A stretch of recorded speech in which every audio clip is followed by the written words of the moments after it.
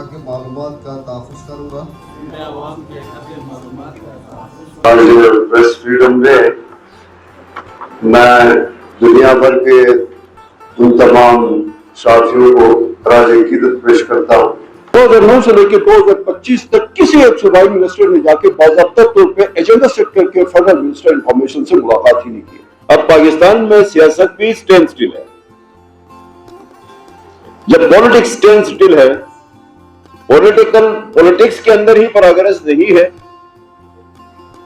तो उस सूरत में सहाफियों के पास भी मौक़ात आने का चांस बहुत कम है। जर्नलिस्टिक फ्रेटर्निटी है गिलगित बल्तिस्तान की, वो जिस खाना जंगी का शिकार थी वो थमती हुई नजर आ रही है। अभी उस पे खुशी का भी इजहार है।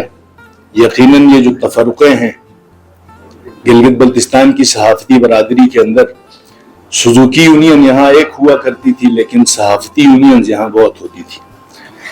तो खुशाइन बात है कि आज तमाम सहाफ़ी जो है वो एक पेज पे हैं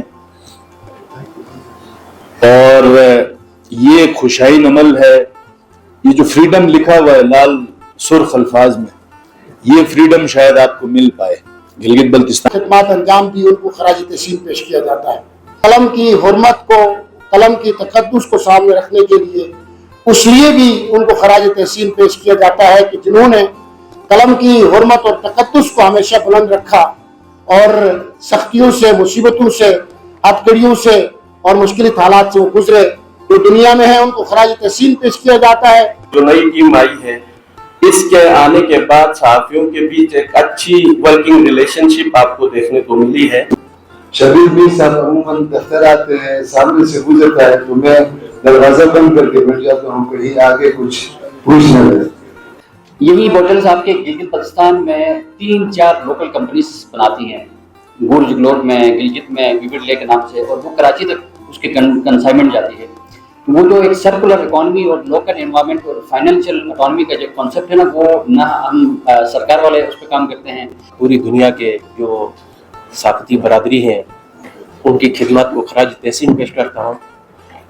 जिन हुकूमतों को पता नहीं होता है कि उनको हुकूमतों में लाया जाता है, उनसे हम अपने बुनियादी हुकूक के तहफ़्फ़ुज़ मांगते हैं तो हमें अजीब सा लगता है। सहाफ़ती जिम्मेदारियों का अंजाम देते हुए वो लोगों तक खबर पहुंचाते हैं। इसी दौरान बहुत से ऐसे सहाफ़ी मौजूद हैं जिन्होंने अपने जानों का नजराना भी पेश किया है। सहाफ़ती इदारों को, सहाफ़त को ब्लैकमेल करके मुख्तलिफ टूल्स के ज़रिए, कभी इश्तहारात के ज़रिए, कभी जनाब अली जो फंड्स हैं उसके हवाले से या किसी भी ज़रिए से उनको ब्लैकमेल करके कंट्रोल में रखने के लिए शायद वो इदारा बना है। माज़रत के साथ ईमान शाह साहब, हमें उम्मीद थी कि ईमान शाह साहब के आने से ये इदारा फाल भी होगा, इसमें इस्लाहात होंगी, सहाफ़ियों के बेनिफिट्स के हवाले से यहाँ पे बहुत सारे प्रपोजल्स आएंगे, इनके बहबूद के लिए काम होगा। लेकिन बदकिस्मती से ऐसा नहीं हुआ।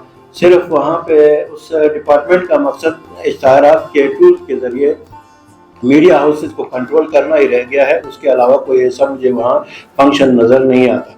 कभी पॉलिसी के नाम पे वो कहते हैं कि जी हम पॉलिसी बना रहे हैं, और लेकिन पॉलिसी बनाते वक्त सहाफ़ियों को ऑन बोर्ड नहीं लिया जाता। उसको इस तरह सीक्रेट डॉक्यूमेंट्स के तौर पे रखा जाता है जैसे वो खुदा न खास्ता पाकिस्तान के डिफेंस के हवाले से कोई दस्तावेज हो। हमने बारहा कोशिश की कि इस पे उनसे बात करें, वो जो पॉलिसी बन रही है उसके हवाले से हमारे साथ वो मुशावरत करें, लेकिन अभी तक वो मुशावरत नहीं हुई और वो बग़ैर मुशावरत के उसको लॉ डिवीज़न से होते हुए कैबिनेट डिवीज़न तक पहुंचा दिया गया है। तो मैं ज़ाती तौर पर समझता हूँ कि अगर सहाफ़ियों को उस पर अनबोर्ड नहीं लिया गया उस पॉलिसी पे, तो हम सहाफ़ी बरादरी जो है वो उसके ख़िलाफ़ भरपूर जो है मुखालफत उसकी करेंगे और एहतजाज अपना रिकॉर्ड करवाएंगे।